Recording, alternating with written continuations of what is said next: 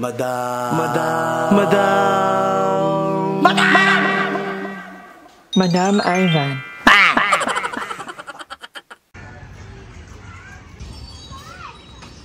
So, ang ganda ng langit ngayon, guys. Hindi ko alam, pero parang ang naka-filter. So, dito lang muna ako sa Carlaville kasi umaambon. Ito sa technique ko kapag magagabi na at umaambon. Dito lang ako sa loob ng walking, sa loob ng subdivision namin. Para pag lumakas yung ulan, marami akong mailungan, di ba? At hindi pa rin tayo zero. Kahit hindi tayo maka 2 hours, kahit 1 hour lang, kaya dito sa loob ng subdivision. Pag gusto mo talaga, may maraming, hindi bang yun ng langit? At may rainbow pa kanina. So yeah, dito lang muna ako alam ng subdivision. Pag nawala yung ambon, lalabas ako para maka 2 hours talaga tayo.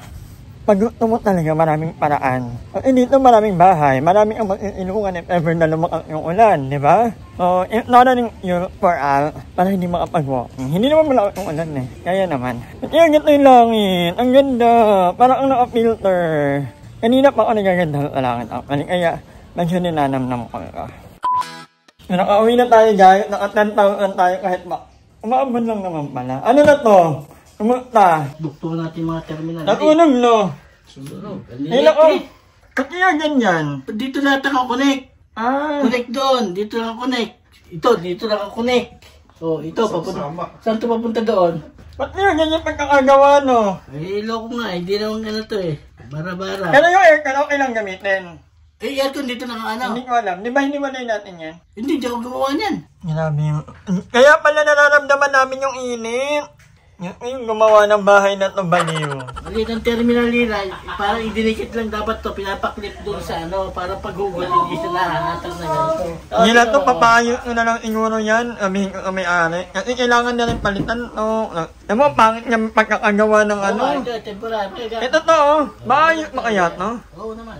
Kasi pagkalipat ko ganito na to, bakbak agad. Kaya nga nilagyan ko na lang ng mga ganito eh. Yung gumawa dito na ganyan ko na to ha, para makaano lang siya. Kasi... Ganyan lang yan? Hindi, papasok ko. Okay. Kasi nga, dikit-dikit ang wire doon, kaya nag-iinit. Kaya no, tingnan mo oh, dikit-dikit na yung ano. Eh, buti hindi umapoy. Umapoy na nga. Kaya nga nararamdaman ko ay naano ko. Paano nga kasi nga, overload na. Ilan yung ganyan? 4 na kable ng 8 wire lang dumaan dyan. Kaya ka binayaran ng libon niya dito? Hindi ko nga alam to. Kasi ako ang unang namira dito. Kaunahan. Ako kauna-unahang namira. Parang ilang ano pa lang, nagbabakbak na nagaganto na. Pati yung ER nga eh. Pinira ng ano dito. At di ba pinaayos ko lang itong aircon? Kasi walang sariling breaker yan. Breaker yan, dapat meron yung sarili abang na kagad. Nahiya nga na akong kami-ari kasi mabait na yun eh. Ayaw kong magreklamo ng magreklamo. Kailangan talaga ipaayos talaga yan. Inaantayin ko na lang makalipat yung iba kong kasama kasi mahirap din kumilaw na marami kami dito. Maganda kung ako lang. Lahat yan, paano mo yan? Mga magkano yung estimate no? Para alam ni mga magkano. Sa labor pa lang. Oo, kasi per panel. Kung lahat babaguhin kasi yan, matagal-tagal yun. Magkano labor? Hindi ko lang talaga, depende kasi sa tingin ko yun. Sample lang. Kasi mga mga 10, ganyan, labor lang yun siguro. Grabe no. Ang material, magkano yan? Hindi, wala naman din ako siguro labor. Basta pagpapano lang may 500. Meron kasi may minimum kasi ganito outlet. 500, 400. Bala ko nga to, ipatanggal ko na lang itong aklakan dito. Wala na lang aklakan dito. Kasi papaayos na to eh. Pwede naman din. Dito na lang, ayan, yan, may aklakan yan, yan. Oo, ang dami nga Wala na dito. Tuktungan pala yan, dapat. Hi guys, ayan, hello, welcome back to our channel. So, happy ako kasi maaga ako nagising kanina. Nag-alarm ako ng 2. Nagising ako ng 2 pero natulog ulit tayo. Nagising na tayo ng bumangon ako 3 PM na talaga. So, compare mo naman kung 5:30 PM ako nagising. Parang wala akong magagawa na naman. So, yeah. Pero hopefully, maaga na tayo magising bukas, mga 1 or 12. Di ba? Late na late pa nga yun eh. Totoo, late pa talaga yun. Pero, baby, hindi ko pipilitin na magising ng maaga talaga, pero happy na ako sa 2 or 3 PM.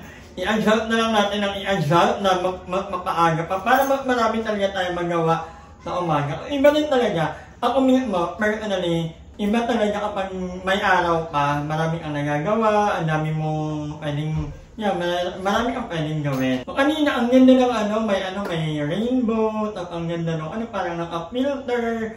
Tapos, pero bago kasi ako umalis noon, pumunta ako kanila Tito. Sabi ko, Tito, baka pwedeng patingnan kay Tito Manuel yung yung outlet nga. Kasi nararamdaman namin ni Ayi, kasi kami ni Ayi yung magkatabi. Ayi, parang init. Oo. Yun na pala, kung hindi pa napuntahan kanina, baka tunog na tong bahay na to. Magkaroon pa ng problema. So, actually, nung bago lipat ako dito, nabi na rin nila Tito, actually na, parang minadali nga daw yung bahay na to. Nakakalungkot kasi sobrang bait talaga ng may-ari ng bahay na to. Si Jello. Hi Jello, kung nanonood ka. Sobrang bait ng may-ari ng bahay na to. Tapos ganun lang yung kahit na ito yung una, nababakbak to, yung mga gilid ng tile, ito natatanggal. Kasi minadali talaga yung minadali yung gawa. Yung mga wiring, naalala niyo, yung aircon ko dati.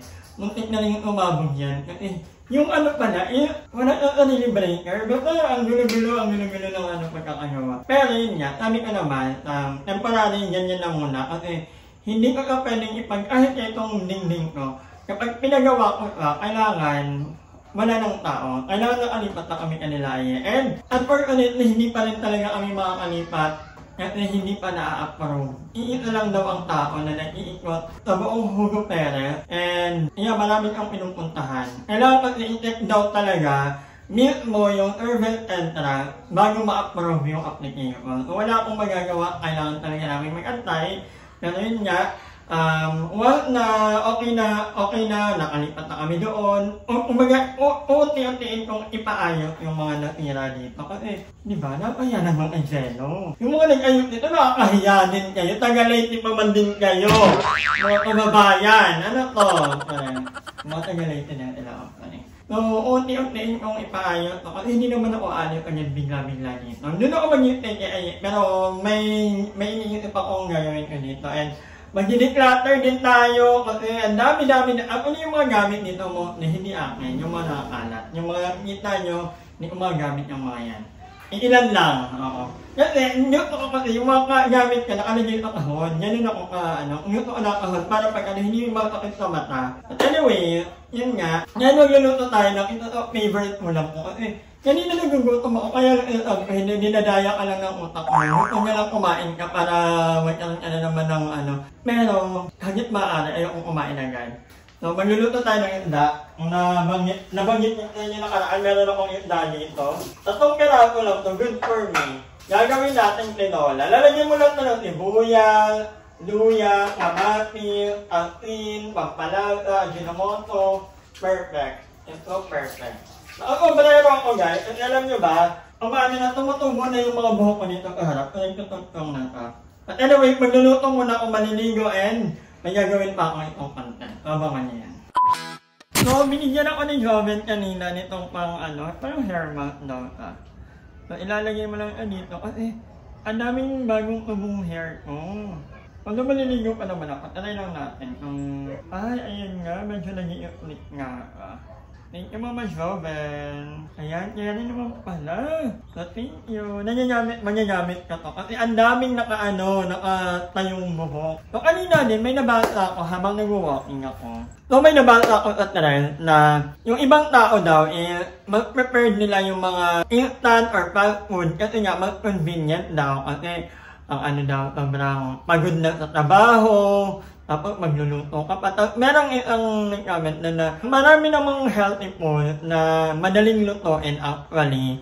Na kunyari, mabilis pa itong lutuin kaya yung mag-aantay ka sa drive-thru. So siyang tamad lang daw talaga tayo. And naniyarin ko, oo nga. Totoo yun. Kasi minsan sobrang haba ng pila sa drive-thru.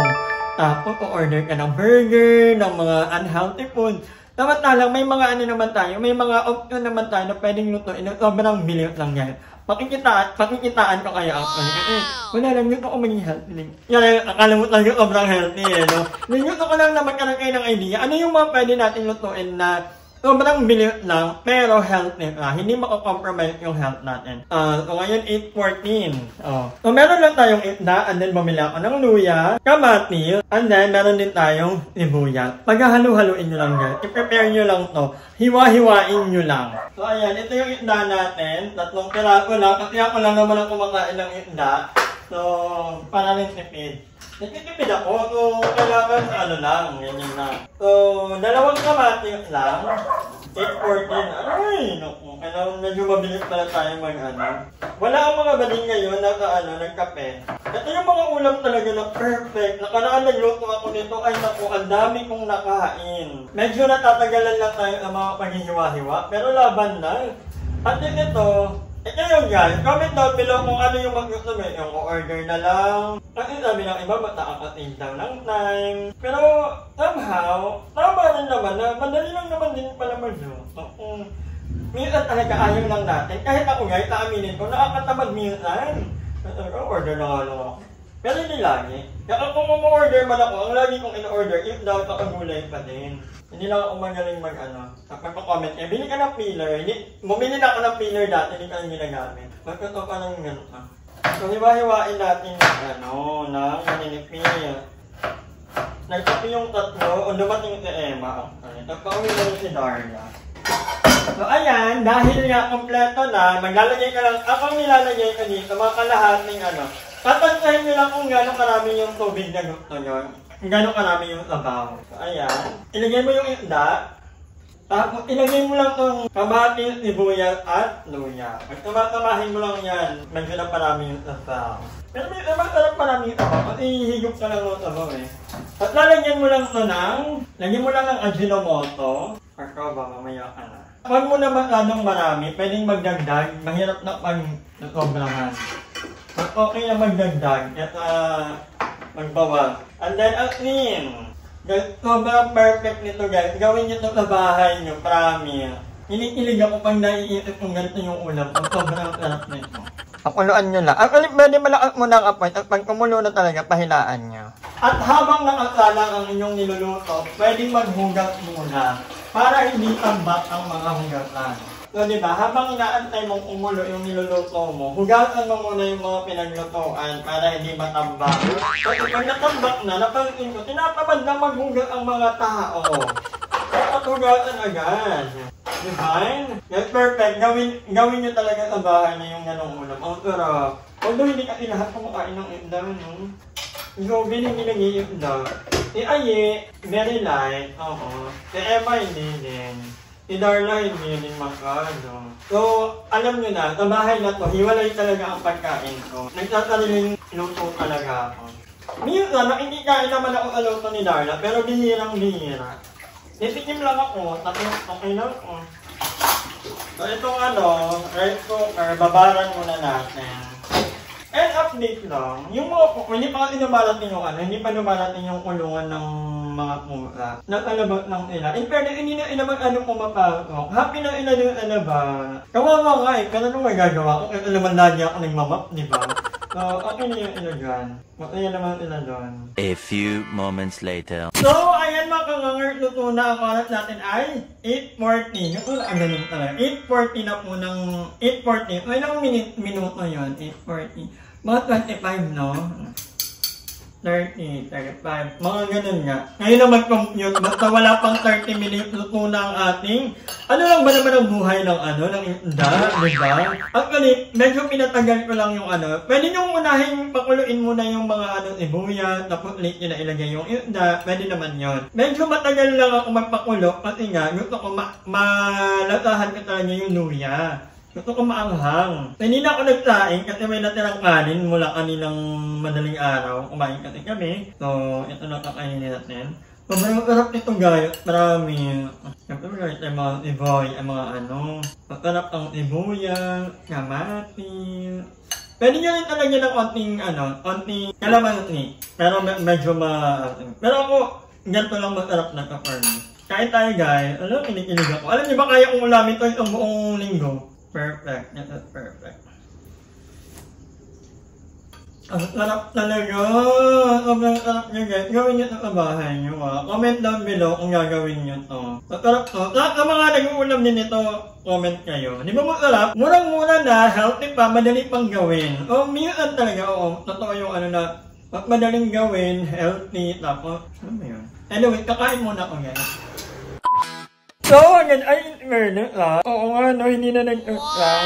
Ayan. Hanggang dito lang muna ang vlog na to. Maraming salamat sa panonood. Thank you, Inito Manuel. Palaging pag-angkon kapag may something dito sa bahay. Maraming salamat po. And thank you din, Inito Giselle. And thank you din sa inyo sa mga patuloy na nanonood. Ayan, hanggang dito lang muna ang vlog na to. Maraming salamat. And I'll see you tomorrow for our almost everyday vlog. Naway mapangatawanan natin hanggang December. Yan na yun. Ayoko magsabi. Lagi na lang. Diba? So, bye guys. Ingat kayo. Hi! Maraming salamat sa panonood ng video na to. At kung natuwa ka, please don't forget to like and share this video. Mag-subscribe na rin kayo para bongga na. Yun lang.